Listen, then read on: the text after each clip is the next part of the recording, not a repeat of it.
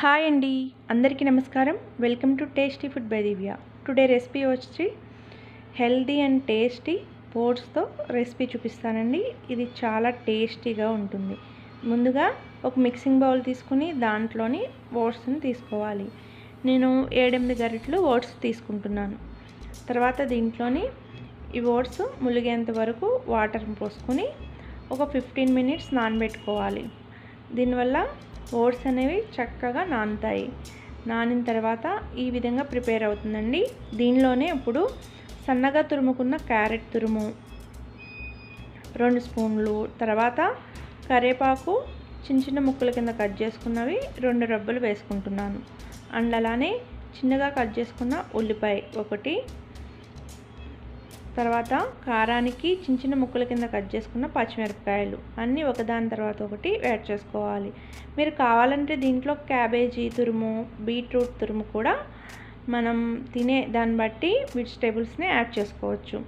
దీంట్లో కలర్కి కొంచెం పసుపు, ముందుగానే పచ్చిమిరపకాయ ముక్కలు వేసాం కదా కాబట్టి కొంచెం కారం తక్కువ వేస్తున్నానండి. తర్వాత రుచికి సరిపడా ఉప్పు అన్నీ వేసుకుని బాగా మిక్స్ చేసుకోవాలి. ఇది చాలా తొందరగా అయిపోతుంది, టేస్ట్ కూడా చాలా బాగుంటుంది. ఈ విధంగా ప్రిపేర్ చేసుకున్న తర్వాత గ్యాస్ స్టవ్ మీద ఒక పాన్ పెట్టుకుని పాన్ హీట్ ఎక్కిన తర్వాత ముందుగా రెడీ చేసుకున్న ఓట్స్ మిశ్రమాన్ని మరీ పలుచగా కాకుండా మరీ దళసరిగా కాకుండా ఇలా మీడియం సైజులో దోసల కింద వేసుకోవాలి.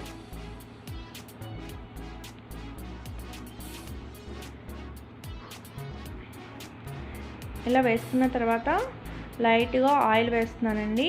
నేను హెల్తీగా టేస్టీగా అని చెప్తున్నాను కాబట్టి ఆయిల్ అనేది కొంచెం తక్కువ యాడ్ చేస్తున్నాను.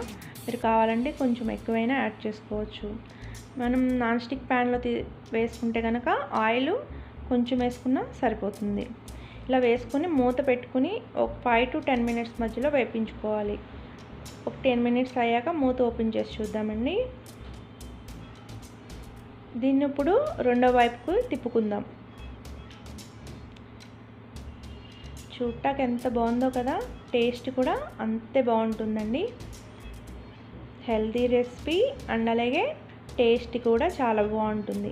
మళ్ళీ రెండో వైపు కూడా కొంచెం ఆయిల్ వేసుకుని మళ్ళీ మూత పెట్టుకుని ఒక 5 మినిట్స్ వేపించుకోవాలి. ఒక 5 మినిట్స్ తర్వాత మూత ఓపెన్ చేసుకుని దీన్ని తిప్పుకుని చూద్దామండి.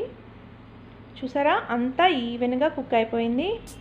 అంతేనండి, ఎంత కలర్ఫుల్గా ఉందో కదా, టేస్ట్ కూడా అంతే బాగుంటుంది. దీన్ని ఇప్పుడు వేడివేడిగా తింటే చాలా బాగుంటుంది. చల్లారిన తర్వాత కన్నా వేడిగానే మీరు తినే ముందు మాత్రమే వేసుకుని సర్వ్ చేయండి. మీకు నచ్చినట్లయితే లైక్ చేయండి అండ్ అలానే సబ్స్క్రైబ్ చేసుకోండి. Thank you for watching.